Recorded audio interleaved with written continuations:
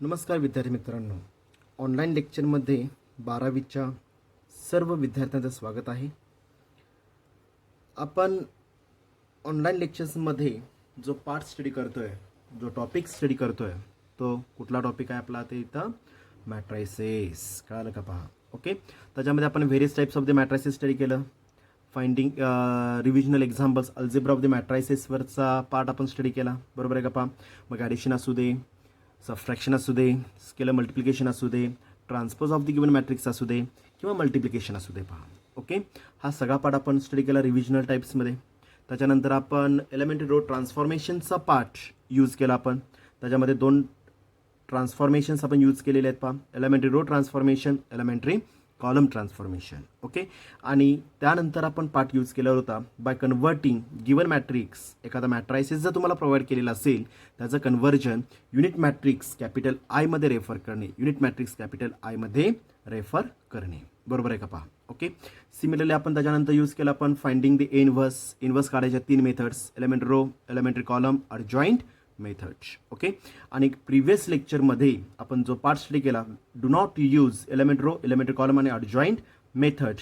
कळालं का? पहा. ओके, ह्या तिन्ही मेथडचा वापर न करता इनव्हर्स कॅल्क्युलेट करणे हा ॲक्च्युअल पार्ट हा 11th स्टँडर्डचा आहे. पहा. ओके, त्याच्यामध्ये मी कुठल्याही प्रकारचा इनव्हर्स कॅल्क्युलेट करण्यासाठी ज्या 3 मेथड्स आपण फॉलो केलेल्या आहेत त्यापैकी कुठलीही मेथड आपल्याला इथं फॉलो करायची नाही आहे. ओके, तर तो पार्ट स्टडी केला. 4 मार्काला एक्झाम्पल पडतं. ओके, एक रिलेशन दिलं जाईल, ते रिलेशन आपल्याला व्हेरीफाय करायचं असतं. ते व्हेरीफाय करून जे रिलेशन आपण व्हेरीफाय केलेलं आहे, प्रूफ केलेलं आहे, ओके, एक तर व्हेरीफाय करायला सांगितलं जाईल किंवा प्रूफ दॅट म्हणून विचारलं जाईल. ओके, प्रूफ केलेलं जे काय इक्वेशन किंवा जे काय स्टेटमेंट आपल्या होईल त्या स्टेटमेंटचा वापर करून आपण इनव्हर्स कॅल्क्युलेट केलेला आहे. पहा. ओके, आणि त्या मेथडलाच काय म्हणतो आपण? Inversion method. त्याच मेथडला काय म्हणतो आपण? Inversion method. मला इनव्हर्स कॅल्क्युलेट करायचं आहे, ह्याचा आता मला इनव्हर्स एक्झिस्ट करून घ्यावं लागेल, म्हणजेच काय करावं लागेल? इथं रिअरेंज करून घ्यावं लागेल. पहा. Okay, multiplying both the sides by inverse. Me multiply करतो, ह्याचाच अर्थ काय आपल्याला इथं? इन्व्हर्शन मेथड आपल्याला. पहा. ओके, आता टॉपिकमधला मला शेवटचा पार्ट स्टडी करायचा आहे विद्यार्थी मित्रांनो. इथं सॉल्विंग द लिनियर इक्वेशन्स. कुठला पार्ट स्टडी करायचा आपल्याला? Solving the linear equations. Okay, linear equations. Okay, what is the meaning of linear equation? आपण ऑलरेडी 9, 8 किंवा 8, 9, 10 स्टँडर्डला स्टडी केलेलं. पहा, लिनियर इक्वेशन्स कशाला म्हणतो आपण? त्यालाच मराठीत काय म्हणतो विद्यार्थी मित्रांनो? आपण एक सामायिक समीकरण. एक सामायिक समीकरण. ओके, ज्या इक्वेशन्समध्ये जे व्हेरिएबल असतील त्या व्हेरिएबलचा जर इंडेक्स, त्यालाच काय म्हणतो आपण? घात. त्यालाच काय म्हणतो आपण? घात. अजून एक वर्डिंग अप्लाय होईल इथं, पॉवर्स. ओके, इक्वेशनमध्ये जे काही व्हेरिएबल्स प्रोव्हाइड केलेले असतील, आणि त्यांचा इंडेक्स जर एक्झॅक्टली इक्वल 1 असेल त्यालाच मॅथमॅटिक्समध्ये काय म्हणतो आपण? n इज इक्वल टू 1 जर दिलेला असेल. ओके, तर त्या कंटेंटला किंवा त्या कन्सेप्टला काय म्हणतो आपण? एक सामायिक समीकरण. त्यालाच काय म्हणतो आपण? लिनियर इक्वेशन्स म्हणतो आपण. लिनियर ह्याचा काय आपल्याला? सगळ्यांचा घात, सगळ्यांचा इंडेक्स, सगळ्यांची पॉवर काय असणार इथं? सेम राहील. पहा. ओके, त्या कन्सेप्टला काय म्हणतो आपण? इक्वेशन. कसलं? लिनियर इक्वेशन, एक सामायिक समीकरण. ओके, त्याच्यामध्ये मग 3 प्रकार पडतात. पहा, पहिला प्रकार असणार इथं सिंगल व्हेरिएबल. काय येणार इथं? पहिल्यांदा सिंगल व्हेरिएबल. ओके, दुसरा आपला होईल इथं डबल व्हेरिएबल. तिसरा येणार इथं ट्रिपल व्हेरिएबल. कळलं का? पहा. ओके, ट्रिपल व्हेरिएबल अप्लाय होईल. ओके, सिंगल व्हेरिएबल कशाला म्हणतो आपण? x is equal to 4, y is equal to 8, x is equal -1. म्हणजे एकच चल दिलेला असेल, एकच व्हेरिएबल जर दिलेला असेल तर त्याला काय म्हणतो आपण? Single variable linear equation. Single variable linear equation म्हणतो. पहा आपण. ओके, आता डबल व्हेरिएबल म्हणजे काय असणार इथं? जसं आपण सायमल्टेनियस इक्वेशन सोडतो. पहा, म्हणजे x plus y is equal to 4, x minus 2y is equal to 8. Okay, म्हणजेच काय दिलं जाईल इथं? दोन व्हेरिएबलनं जे काही इक्वेशन तयार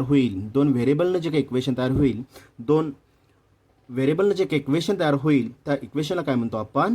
double variable linear equation. Okay, आता जर 2 व्हेरिएबल जर दिलेले असतील, लक्षात घ्या विद्यार्थी मित्रांनो, ही गोष्ट तुम्हाला कंपल्सरी लक्षात ठेवावी लागेल. कुठली गोष्ट? जर 2 व्हेरिएबलचं इक्वेशन म्हणजे डबल व्हेरिएबलमध्ये जर इक्वेशन दिलेलं असेल तर कंपल्सरी मला किती इक्वेशन्स द्यावे लागतील इथं? 2 इक्वेशन्स हे कंपल्सरी प्रोव्हाइड करावे लागतात. फक्त एकाच इक्वेशनवरून मला ज्या किमती काढायच्या आहेत, सॉल्व द लिनियर इक्वेशन, ह्याचा अर्थ मला x आणि y कॅल्क्युलेट करायचं आहे. पहा, सॉल्व द लिनियर इक्वेशन म्हणजे काय असणार आहे, मला एक्स आणि वाय मला कॅल्क्युलेट करायचं आहे. ओके, म्हणजेच काय अप्लाय होईल तर डबल सिंगल व्हेरिएबलमध्ये डायरेक्ट व्हॅल्यू मला मिळून जाणार आहे. X is 4 Y is 8 x is -1 direct value मला मिळून जाते. ओके, आणि जर डबल व्हेरिएबलमध्ये एक्झाम्पल असेल तर कंपल्सरी किमती काढण्यासाठी व्हॅल्यूज जरी कॅल्क्युलेट करण्यासाठी मला कंपल्सरी किती इक्वेशन्स द्यावे लागतील, इथं 2 इक्वेशन्स हे कंपल्सरी प्रोव्हाइड करावेच लागतात विद्यार्थी मित्रांनो.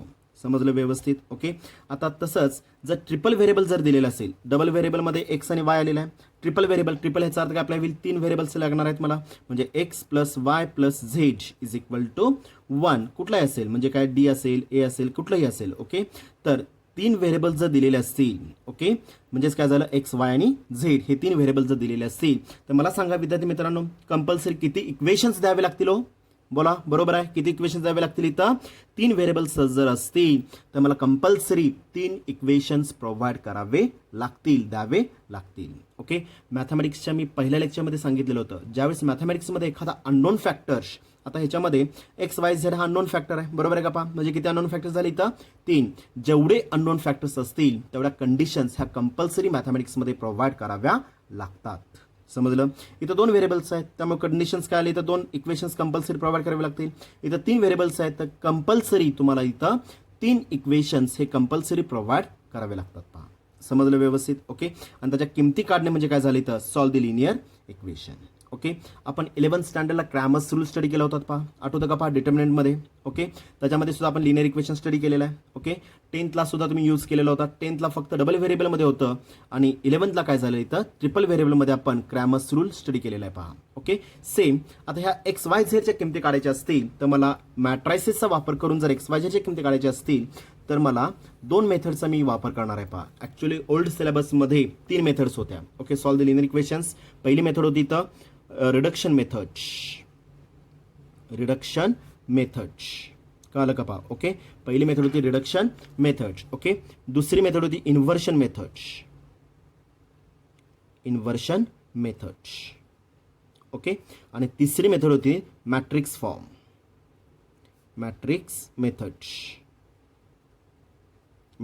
मेथड, कळलं का पहा. ओके, ओल्ड सिलेबसमध्ये ह्या 3 मेथड्स होत्या linear equation linear equation solve करण्यासाठी, रिडक्शन मेथड, इन्व्हर्शन मेथड आणि मॅट्रिक्स मेथड. ओके, ज्यावेळेस सिलेबस चेंज झाला त्यावेळेस मॅट्रिक्स मेथड काय केली तर वगळण्यात आली. पहा, मॅट्रिक्स मेथड काय केली तर सिलेबसमधून काढून टाकलेली आहे. ओके, म्हणजे राहिला फक्त 2च मेथड्स, कुठल्या, एक तर रिडक्शन मेथड आणि दुसरी inversion method. Solve the linear equation जर आले तर ह्या 2 मेथडचा वापर करून मी काय करू शकतो, इथं जे अननोन फॅक्टर्स आहेत एक्स वाय आणि झेड हे मी इझिली कॅल्क्युलेट करू शकतो. ओके, 2 फॉर्मॅटमध्ये इक्वेशन पडू शकतो विद्यार्थी मित्रांनो. इथं डायरेक्ट तुम्हाला काय केलं दिलं जाईल, इथं डायरेक्ट तुम्हाला इक्वेशन्स दिले जातील, किंवा वर्डिंगमध्ये जर तुम्हाला एक्झाम्पल दिलेलं असेल तर फर्स्ट व्हॅल्यू कन्वर्ट टू काय अप्लाय होईल, लिनियर फॉर्म. काय करावं लागेल, मला 3 इक्वेशन्स तयार करून घ्यावे लागतील आणि मग 3 इक्वेशन्स वरून मी काय करणार, इथं मग कुठली मेथड जर मेन्शन केली असेल by using the reduction method तर रिडक्शन मेथडचा वापर करणार, बाय युझिंग इन्व्हर्शन मेथड तर मी इन्व्हर्शन मेथडचा वापर करणार आहे. ओके, आता जसं करोनामुळं जो काय गॅप पडलेला आहे एज्युकेशन फील्डमध्ये किंवा स्कूल सेक्टरमध्ये जो गॅप पडलेला आहे त्याच्यामध्ये 25% जो सिलेबस रिड्यूस केलेला आहे, 25% जो सिलेबस रिड्यूस केलेला आहे त्यातून फक्त ह्या वर्षी विद्यार्थी मित्रांनो ह्या 2 मेथड्स तुम्हाला ऑलरेडी असणारच आहेत, ह्या दोन्ही मेथड्स तुम्हाला ऑलरेडी थेरीला असणारच आहेत, परंतु 25% जो सिलेबस रिड्यूस केलेला आहे त्याच्यातून ही रिडक्शन जी मेथड आहे ती काय केलेली इथं डिलीट केलेली आहे. पहा, रिडक्शन मेथड ही काय केलेली इथं डिलीट केलेली आहे. फक्त आता राहिली कुठली मेथड, फक्त इन्व्हर्शन मेथड. त्यामुळे तुमचा पाठ अजून इझी आणि सोपा झालेला आहे. पहा, ओके, इझी आणि सोपा झाले. कंपल्सरी एक क्वेश्चन हा ह्या लिनियर इक्वेशन्सवर कंपल्सरी क्वेश्चन पेपरमध्ये दिलेला असतो. पहा, ओके, जर मेथड प्रोव्हाइड केलेली नसेल तर मी मेथड कुठली यूज करणार, इथं इन्व्हर्शन मेथड. आता रिडक्शन मेथडमध्ये ॲक्च्युअली मला काय करायचं, इथं ERTचा वापर करायचा आहे. What is the meaning of ERT, elementary row transformation. त्यामुळे थोडंसं तुम्हाला काय करावं लागेल, डेफिनेटली काय करावं लागेल, विचार करावा लागेल कुठला एलिमेंट 1 करायचा आहे. एलिमेंट 1 केल्यानंतर त्याचा वापर करून त्याच्या खालचे 2 एलिमेंट्स म्हणजे काय असणार, इथं थोडेसे डोकेदुखी आहे. ओके, इन्व्हर्शन मेथडमध्ये मी ॲक्च्युअल यूज करत असताना ERT, ECT ॲज वेल ॲज अडजॉईंट मेथड मी कुठली मेथड इथं वापरू शकतो. पहा, ओके, ERT वापरू शकतो, ECT वापरू शकतो किंवा अडजॉईंट मेथड. मी सगळ्यात सोपे कॅल्क्युलेशन, जरी कॅल्क्युलेशन जास्त असतील तर सगळ्यात सोपे कॅल्क्युलेशन कशामध्ये असणार, इथं अडजॉईंट मेथडमध्ये आहेत. पहा, त्यामुळे मी कुठली मेथड यूज करणार, इन्व्हर्शन मेथडला ॲडजॉईंट मेथड मी फॉलो करतोय पहा. समजलं व्यवस्थित. ओके, म्हणजे लिनियर इक्वेशन सोडवायच्या 3 मेथड्स आहेत. कुठल्या 2 मेथड्स आहेत. ॲक्च्युअली ओल्ड सिलेबसमध्ये 3 होत्या, त्यातले एक काय केलेली सिलेबस काढून टाकलेले, राहिल्या 2 मेथड्स, एक रिडक्शन मेथड आणि दुसरी इन्व्हर्शन मेथड. आणि त्यातून अजून एक सोपा पाठ तुमच्यासाठी काय झाला विद्यार्थी मित्रांनो, इथं जो 25% सिलेबस ह्या वर्षी रिड्यूस केलेला आहे त्याच्यामध्ये रिडक्शन मेथड काय केलेलं आहे तुम्हाला वगळलेलं आहे पहा. म्हणजे राहिली एकच मेथड, इन्व्हर्शन मेथड. समजलं व्यवस्थित. आता काय आहे इन्व्हर्शन मेथड हे फक्त आता थेरॉटिकल पार्टमध्ये आजच्या लेक्चरमध्ये आपल्याला स्टडी करायचं आहे पहा. ओके, लेट आता तुम्हाला एक 3 लिनियर इक्वेशन्स दिले जातील. Let the given equations are, the given equations दिसतं का सगळ्यांना, इक्वेशन्स आर. Okay, 3 equations. आता एक लक्षात घ्या विद्यार्थी मित्रांनो, जर डबल व्हेरिएबल असेल तर 2x2चा मॅट्रिक्स तयार होतो. कंपल्सरी तुम्हाला दोन इक्वेशन्स द्यावे लागतील. आणि जर ट्रिपल व्हेरिएबल जर इक्वेशन असेल तर कंपल्सरी मला किती इक्वेशन्स द्यावे लागतील, इथं 3 इक्वेशन्स हे कंपल्सरी प्रोव्हाइड करावे लागतील. जसं आपण क्रॅमर्स रूलमध्ये स्टडी केलेलं आहे सेम फॉर्मॅट इथं सुद्धा अप्लाय होणार आहे पहा. Okay, by the given equations मी इक्वेशन्स रेफर करतोय. a1x plus b1y plus c1z is equal to d1 refer केलेलं आहे. ओके, पहिलं इक्वेशन आहे. a2x plus b2y plus c2z is equal to मी d2 रेफर केलेलं आहे. Okay, a3x plus b3y okay plus c3z is equal to d3. Okay, equation 1, equation 2, equation 3. समजलं का पहा. ओके, तुम्हाला 3 इक्वेशन्स फॉलो करून दिलेले आहेत. 3 इक्वेशन्स तुम्हाला प्रोव्हाइड केलेले आहेत. a1x plus b1y plus c1z is equal d1, a2x plus b2y plus c2z is equal d2, a3x plus b3y plus c3z is equal to d3. समजलं. ओके, पहिली step, पहिलं requirement काय असणार तुम्हाला, दिलेले 3 इक्वेशन्स मला स्टँडर्ड फॉर्ममध्ये पाहिजे आहेत. कशामध्ये पाहिजे, तिथं स्टँडर्ड फॉर्ममध्ये पाहिजे आहेत पहा. स्टँडर्ड फॉर्म काय असणार इथं विद्यार्थी मित्रांनो, इथं स्टँडर्ड फॉर्म काय असणार, इथं variable is equal to constant पाहिजे आहे पहा. Variable is equal to constant. डावीकडे सगळे व्हेरिएबल्स पाहिजेत आणि इज इक्वल टू उजवीकडे काय लागणार मला, कॉन्स्टंट पाहिजे आहेत पहा. ओके, जर एखादं इक्वेशन ह्या फॉर्मॅटमध्ये नसेल तर मला फर्स्ट कन्वर्ट करून घ्यावं लागेल आणि मगच तर मी इक्वेशन 1, 2 आणि 3 रेफर करणार आहे. जर स्टँडर्ड फॉर्ममध्ये नसेल तर पहिल्यांदा मी कन्वर्ट करून घेणार स्टँडर्ड फॉर्ममध्ये. आणि स्टँडर्ड फॉर्म काय असेल तर variable is equal to constant आपल्याला पहा. समजलं व्यवस्थित. पहिली स्टेप कळली का सगळ्यांना. ओके, कुठली मेथड असू दे, मग रिडक्शन मेथड असू दे किंवा इन्व्हर्शन मेथड असू दे, पहिल्यांदा मी काय करणार, इथं दिलेले 3 इक्वेशन्स इन ए स्टँडर्ड फॉर्ममध्ये मी रेफर करणार आहे. Variable is equal to constant. समजलं व्यवस्थित. ओके, त्याच्यानंतर मी रेफर करणार इथं मॅट्रिक्स फॉर्म. काय करायचं आपल्याला, मॅट्रिक्स फॉर्ममध्ये दिलेला मॅट्रायसिस मी रेफर करणार आहे. काय नाही, मॅट्रिक्स फॉर्म सगळ्यात इम्पॉर्टंट स्टेप आहे पहा. सगळ्यात इम्पॉर्टंट स्टेप आपला होईल double tick mark with star. Matrix form काय असणार इथं, ax exactly equal to b, ax exactly equal to b मध्ये अप्लाय होईल. ओके, आता ax exactly equal to b म्हणजेच काय असणार लक्षात घ्या, वॅश. ओके, हा जो काय a दिसतो आपल्याला, हा जो काय मॅट्रिक्स असणार आहे इथं, हा मॅट्रिक्सला काय म्हणतो आपण इथं, variable of the given matrix, coefficient of the variable of the given matrix is equal to डावीकडचा जो काय पार्ट अप्लाय होईल. क्रॅमर्स रूलमध्ये आपण d घेतलेला होता पहा. क्रॅमर्स रूलमध्ये आपण d रेफर केलेला होता. ओके, म्हणजेच काय घेतलं आपण, इज इक्वल टू डावीकडचा जो काय पार्ट अप्लाय होईल त्याचे कोइफिशियंट्स फर्स्ट इक्वेशन अप्लाय होईल पहा. म्हणजे काय येणार इथं, a1 b1 c1. Okay, second equation second row apply होईल, a2 b2 c2. Third row third equation apply होईल, a3 b3 c3. समजलं का पहा. ओके, त्यालाच काय म्हणतो आपण व्हेरिएबल ऑफ द किंवा कोइफिशियंट्स of the variable of the matrix. त्याला काय म्हणतो आपण, कोइफिशियंट्स of variable of the matrix. याला काय म्हणतो आपण, coefficient of the variable of the matrix म्हणणार आहे पहा. ओके, हा जो r1 अप्लाय होणार इथं इक्वेशन 1 चा अप्लाय होईल. कोइफिशियंट्स ऑफ xyz इन इक्वेशन 1 म्हणजे r1.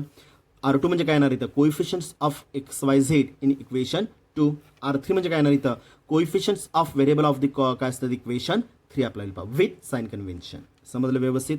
म्हणजे ए ला काय म्हणतो आपण, कोइफिशियंट्स of the variable of the matrix apply होईल पहा. ओके, तसंच आता दुसरा पार्ट बी हा राहिला पहा. वेअर ए रेफर केलं मी, बी ला काय म्हणतो आपण, बी इज इक्वल टू काय असणार इथं, राईट साईडला जो का मॅट्राइस, राईट साईडला जे काही रिअल कॉन्स्टंट्स दिलेले असतील म्हणजे d1 d2 d3 त्याला काय म्हणतो आपण मग, d1 d2 d3 काय असणार आहेत, constant of the given matrix. काय म्हणतो आपण, कॉन्स्टंट ऑफ द मॅट्रिक्स. त्याला काय म्हणतो, बीला काय म्हणतो आपण, कॉन्स्टंट ऑफ द मॅट्रिक्स म्हणतो पहा आपण. समजलं व्यवस्थित. आता मला सांगा एक्स इज इक्वल बी मध्ये राहिला का कोण?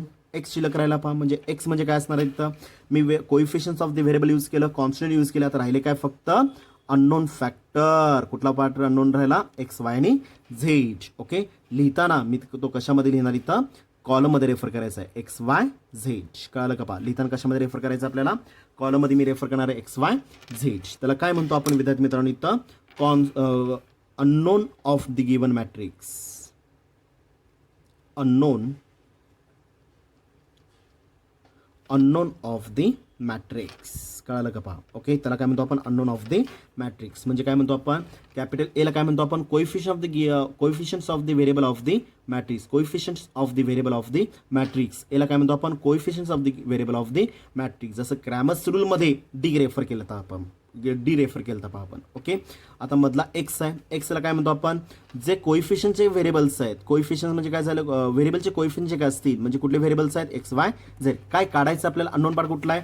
एक्स वाय झेड आहे. त्याला काय म्हणतो आपण? Unknown of the given matrix. कळालं का पहा? ओके, आणि इज इक्वल उजवीकडे जो काय पार्ट अप्लाय होतो त्याला काय म्हणतो आपण? कॉन्स्टंट ऑफ द मॅट्रिक्स म्हणजे बी रेफर केलेला पार्ट D1 D2 D3. समजले व्यवस्थित? ओके, आता ह्या सगळ्या व्हॅल्यूज मी काय करणार इथे इक्वेशनमध्ये रेफर करणार आहे. ओके, म्हणजे काय झालं पहा? मॅट्रिक्स ऑफ काय येणार इथे value? A1 B1 C1 A2 B2 C2 A3 B3 C3. कळालं का पहा? Okay, multiple with matrix x. X काय असणार इथं? X y z. Okay, exactly equal right साईडचा मॅट्रिक्स अप्लाय होणार इथं काय येणार value? D1 D2 D3 D1 D2 D3. समजलं का पहा? ओके, म्हणजे मी ते मॅट्रिक्स फॉर्ममध्ये मी तर रेफर केलेलं आहे. ओके, आता रिडक्शन मेथडमध्ये काय करावं लागेल आपल्याला? एलिमेंट रोचा वापर करून एलिमेंटरी कॉलम का वापरू शकत नाही विद्यार्थी मित्रांनो? डावीकडे जसं आपण इन्व्हर्स ऑफ द मॅट्रायसिसमध्ये A to inverse is equal I मध्ये डावीकडे जे कॅल्क्युलेशन्स मी ए टू आय करण्यासाठी करणार आहे ते सेम कॅल्क्युलेशन्स मी कुठे रेफर करणार इथं? आय टू न्यू मॅट्रिक्समध्ये करणार आहे. बरोबर आहे का पहा? ओके, म्हणजे डावीकडचे सेम कॅल्क्युलेशन्स मला कुठे यूज करायचे आहेत? उजवीकडे यूज करायचे. ओके, इकडे जर मी उजवीकडे जर पाहिला तर सिंगल कॉलम अवेलेबल आहे विद्यार्थी मित्रांनो. कळालं का पहा? ओके, जर कॉलम ट्रान्सफॉर्मेशन यूज करायचे असतील तर कमीत कमी रिक्वायरमेंट मला 2 कॉलमची पाहिजे आहे. एकाच कॉलमवर मी कॅल्क्युलेशन्स अप्लाय करू शकतो का? C1 changes to C1 plus C1 करून चालेल का आपल्याला? नाही चालणार. कमीत कमी मला 2 कॉलम्स तरी पाहिजे आहेत. याचा अर्थ लगेच इथं 0 0 0 ॲडजस्ट करायचा नाहीये, कारण मॅट्रायसिसमध्ये 0ला सुद्धा महत्व आहे. काय असतं इथं? तो इम्पॉर्टंट पार्ट आपला होईल. पहा, समजलं व्यवस्थित? ओके, त्यामुळे काय करावं लागेल? एलिमेंटरी रो ट्रान्सफॉर्मेशनचा वापर करून हा जो मॅट्रिक्स ए दिलेला आहे, हा जो काय मॅट्रिक्स ए दिलेला आहे तो कन्वर्ट कशामध्ये करायचा आपल्याला? अप्पर ट्रायंग्युलर मॅट्रिक्समध्ये रेफर करायचं आहे विद्यार्थी मित्रांनो. कशामध्ये रेफर करायचं आहे? अप्पर ट्रायंग्युलर मॅट्रिक्समध्ये रेफर करायचं आहे. म्हणजे खालचे जे काय 3 एलिमेंट्स दिसतात आपल्याला, खालचे जे काय 3 एलिमेंट्स दिसतात, कुठले 3 एलिमेंट्स? A2 A3 B3 हे रेफर कशाला करायचे आहेत मला? 0 0 0 रेफर करायचे आहेत. पहा, by using elementary row transformation. Inverse मेथडमध्ये ज्या स्टेप्स तुम्ही फॉलो केलेल्या आहात त्या स्टेप्सचा वापर करून मी खालचे 3 एलिमेंट्स मी 0 केले तर मी काय करू शकतो? तर अप्पर ट्रायंग्युलर मॅट्रायसिसमध्ये मी रूपांतर करणार आहे. ओके, रूपांतर केल्यानंतर मी काय करणार आहे? ह्या दोघांचं मल्टिप्लिकेशन होईल. ओके, मल्टिप्लिकेशन केल्यानंतर मग इज इक्वलच्या पलीकडचं पार्ट डावीकडे एक मॅट्रिक्स होणार आहे, उजवीकडे एक मॅट्रिक्स अप्लाय होईल. बरोबर आहे का पहा? ओके, आणि जर मध्ये इज इक्वल टू आहे, इज इक्वलचा अर्थ काय अप्लाय होईल? Both the sides are same. आणि जर 2 साइड्स इक्वल असतील तर काय करू शकतो आपण? Equality of both the sides. दोन्ही साइड्स मला इक्वेट करायचे. इक्वेट केल्यानंतर विद्यार्थी मित्रांनो तुम्हाला 3 नवीन सायमल्टेनियस इक्वेशन्स मिळतील. पहा, म्हणजे कुठल्या फॉर्मॅटमध्ये येणार इथं? A1x plus B1y plus C1z is equal to D1. दुसरा एलिमेंट ऑलरेडी 0 आहे इथं. बरोबर आहे का पहा? एलिमेंट ऑलरेडी 0 होता, त्यामुळे काय झालं? B2y plus C2z. काय झालं इथं? मग सेकंड इक्वेशन B2y ही इक्वेशन नंबर 4 अप्लाय होईल. पहा, okay, B2y plus C2z is equal to value काय असतं? D2 अप्लाय होईल. Equation number 5. ओके, तिसरा जो एलिमेंट दिसतो आपल्याला हे दोन्ही 0 आहेत. ओके, थर्ड रो फर्स्ट कॉलममध्ये मल्टिप्लाय केलं 0 × x व्हॅल्यू 0 0 × y व्हॅल्यू 0 राहिलं काय? C3z. म्हणजेच काय झालं तिथं? C3Z is equal to D3. म्हणजे मला तीन नवीन सायमल्टेनियस इक्वेशन्स मी इथं कॅल्क्युलेट करून घेणार आहे. पहा काय काय केलं पहा विद्यार्थी मित्रांनो. आता रिडक्शन मेथड ऑलरेडी सिलेबसमधून वगळलेला आहे, परंतु माहीत असावं म्हणताना मी काय करतो इथं ती मेथड फक्त मी तुमच्यापुढे डिस्कस करतोय. पहा ओके. मॅट्रिक्स फॉर्म रेफर केल्यानंतर ह्या AX इज बी मध्ये मी काय करणार इथं व्हॅल्यूज टाकलेल्या आहेत. Okay. Matrix A, matrix X आणि मॅट्रिक्स B. एला काय म्हणतो आपण coefficients of the variable of the matrix apply होईल. एक्सला काय म्हणणार आहात, एक्सला काय म्हणतो आपण अननोन ऑफ द मॅट्रिक्स. जे काय अननोन फॅक्टर्स इक्वेशनमध्ये आलेले आहेत, किती फॅक्टर्स आहेत 3 XY Z. फक्त लिहिताना विद्यार्थी मित्रांनो तुम्ही कॉलम मध्ये रेफर करणार पहा XYZ. ओके. इज इक्वल उजवीकडं बी आहे. बी मीन्स काय अप्लाय होईल constant of the matrix is equal to डावीकडे उजवीकडचा जो काय पार्ट अप्लाय होईल D1 D2 D3 तो सुद्धा लिहिताना मी कशामध्ये लिहिणार कॉलम मध्ये रो मध्ये लिहायचा नाहीये. पहा ओके. पुढच्या स्टेपला ERTचा वापर करून ERT म्हणजे काय असणार इथं एलिमेंटरी रो ट्रान्सफॉर्मेशन. जो मॅट्रिक्स A दिलेला आहे त्याचं कन्व्हर्जन कशामध्ये करायचं आहे विद्यार्थी मित्रांनो आपल्याला इथं लिहिलेलं आहे पहा मी अप्पर ट्रायंग्युलर मॅट्रिक्स. म्हणजे मला A21 A31 आणि A32 रिड्युसेस टू व्हॅल्यू काय करायचं आपल्याला 0 मध्ये रेफर करायचं. पहा ओके. एलिमेंटरी ट्रान्सफॉर्मेशन्स मध्ये आपण जे कॅल्क्युलेशन सगळे केलेले आहेत. पहा ओके. इन्व्हर्स कॅल्क्युलेट करण्यासाठी जी मेथड मी फॉलो करणार आहे, ज्या 6 स्टेप्स मी फॉलो केलेल्या आहेत, त्या 6 स्टेप्सचा वापर करून फक्त मी वरच्या एलिमेंट्सचा विचार करणार नाही आहे विद्यार्थी मित्रांनो. ओके. A1 रिड्युसेस टू 1 केल्यानंतर त्याच्या खालचे 2 एलिमेंट 0 करणार आहे. A22 रिड्युसेस टू 1 केल्यानंतर त्या खालचा वरचा एलिमेंटला मी हात लावणार नाही आहे विद्यार्थी मित्रांनो. म्हणजे मला फक्त 4 कॅल्क्युलेशन्स इन्व्हर्स ऑफ द मॅट्रायसिस मधील ERT मधील फक्त पहिले 4 कॅल्क्युलेशनचा वापर करून मला जो मॅट्रिक्स A दिलेला आहे तो कन्वर्ट कशामध्ये करायचा आहे अप्पर ट्रायंग्युलर मॅट्रिक्स मध्ये रेफर करायचं आहे. पहा समजलं व्यवस्थित. X आहे तसा ठेवायचा आहे. D1 D2 D3 remains same, no change. Okay. Upper triangular मध्ये रूपांतर केल्यानंतर काय करायचं आपल्याला डावीकडं काय दिसतं आपल्याला 3/3 चा मॅट्रिक्स आहे. ओके. X किती बाय कितीचा 3/1. ओके. ह्या दोघांचं जर मला मल्टिप्लिकेशन जर करायचं असेल तर मला काय लागणार कंडिशन सॅटिस्फाय व्हायला पाहिजे. पहिल्याचे कॉलम्स किती आहेत 3, दुसऱ्याचे रोज किती आहेत 3. ह्याचा तर columns is equal two rows आहेत. ह्याचा matrix multiplication is also possible आहे. ओके. मिळताना ऑर्डर किती मिळणार मला 3/1 चा मिळेल. पहा ओके. 3/1 चा मिळाल्यानंतर काय येणार इथं मग R1 multiple with C1 A1X plus B1Y plus C1 Z apply होईल. पहा okay. R2 multiple with C1 0 multiple X value 0 plus B2Y plus C2 Z apply होईल. पहा R3 multiple with C1 0 plus C3 Z. म्हणजे डावीकडे 3/1 चा matrix, उजवीकडे सुद्धा 3/1 चा मॅट्रिक्स तयार होणार आहे. पहा डावीकडे 3/1 चा मॅट्रिक्स, उजवीकडे सुद्धा 3/1 चा मॅट्रिक्स येणार आहे. ओके. आणि अशा वेळेस काय करणार मग मध्ये is equal to sign convention आहे. आणि इज इक्वल टू जर असेल तर काय करतो आपण equality of both the sides करून मी 3 नवीन सायमल्टेनियस इक्वेशन्स कसं काय करणार इथं मी एलिमेंट टू एलिमेंट काय करायचं इक्वेट करायचं आहे. मला काय करतो आपण इथं एलिमेंट टू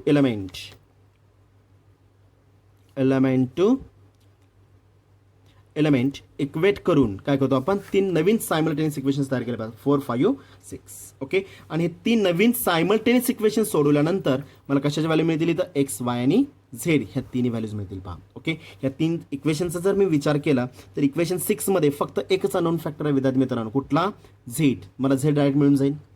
बरोबर आहे. पहा ओके. इक्वेशन 6 वर मला Z मिळाला. ओके. ही आलेली Z ची व्हॅल्यू इक्वेशन 4 की 5 मध्ये टाकणार की 5 मध्ये फक्त Y आणि Z आहे, त्यातला Z ऑलरेडी मिळालेला आहे. म्हणजे काय मिळून जाईल आपल्याला Y मिळून जाईल. बरोबर आहे का. पहा Y मिळाला Z मिळाला. ओके. पहिल्या इक्वेशन मध्ये 3 इक्वेशन्स आहेत, 3 व्हेरिएबल्स आहेत X Y आणि Z. त्यातला Y मिळते Z मिळते X काढता येऊ शकतो. म्हणजे आलेल्या ह्या दोन्ही व्हॅल्यूज Y आणि Z put in equation number 4. आणि अशा प्रकारे मी काय करू शकतो XYZ X Y आणि Z ह्या तिन्ही व्हॅल्यूज मी काय करू शकतो इझिली कॅल्क्युलेट करू शकतो. आणि ह्या मेथडलाच काय म्हणतो आपण रिडक्शन मेथड. काय म्हणतो आपण रिडक्शन मेथड म्हणतो. पहा आपण ओके. स्किप केलेला आहे परंतु माहीत असावं म्हणताना मी आजचं लेक्चर त्याच्यावर मी एक्सप्लेन केलेलं आहे. पहा ओके. आता उद्याच्या लेक्चरमध्ये आपल्याला यूज करायचं आहे स्टडी करायचं आहे कुठली मेथड इन्व्हर्शन मेथड. ह्या मेथडचा वापर करून मी काय करू शकतो इथं दिलेले काय अननोन फॅक्टर जे काय असतील X Y आणि Z हे तिन्ही फॅक्टर्स मी काय करू शकतो इथे इझिली रिकॅल्क्युलेट करू शकतो. पहा ओके. आता as compare to reduction method आणि inversion method. Okay. No doubt reduction method काढून टाकलेले त्यामुळे तुमचा निम्मा पाठ हा कम्प्लीट काय झाला तुमचा इथं इझी झालेला आहे. ओके. इन्व्हर्शन मेथड आता जर सिलेबसमध्ये असता आणि जर तुम्हाला क्वेश्चनमध्ये मेन्शन केलेलं नसेल solve by using find the values of x y Z by using inversion method किंवा रिडक्शन मेथड असं काही उल्लेख केलेला नसेल तुम्ही रेफर काय करणार विद्यार्थी मित्रांनो इथं इन्व्हर्शन मेथड इथं सुद्धा कॅल्क्युलेशन तुमचे जास्त जरी असतील तर ॲक्युरेट आन्सर हे कशामध्ये येऊ शकतं इथं इन्व्हर्शन मेथडमध्ये येऊ शकतं पहा समजलं व्यवस्थित ओके उद्याच्या लेक्चरमध्ये आपल्याला इन्व्हर्शन मेथडची पूर्ण थेरी आपल्याला स्टडी करायचे आहे आणि झालं तरच मी त्याच्यावरचं एखादं एक्झाम्पलसुद्धा मी उद्या एक्सप्लेन करणार पहा ओके टॉपिकमधला शेवटचा पार्ट आहे जरी शेवटचा पार्ट जरी असेल तर काही एक्झाम्पल्स अजून एक 2-3 लेक्चर्स मी मॅट्रिसेसचे घेणार आहे ओके तर काही महत्त्वाचे एक्झाम्पल्स जे काय असतील ते मी तुम्हाला इथं प्रोव्हाइड करणार आहे पहा समजलं व्यवस्थित ओके धन्यवाद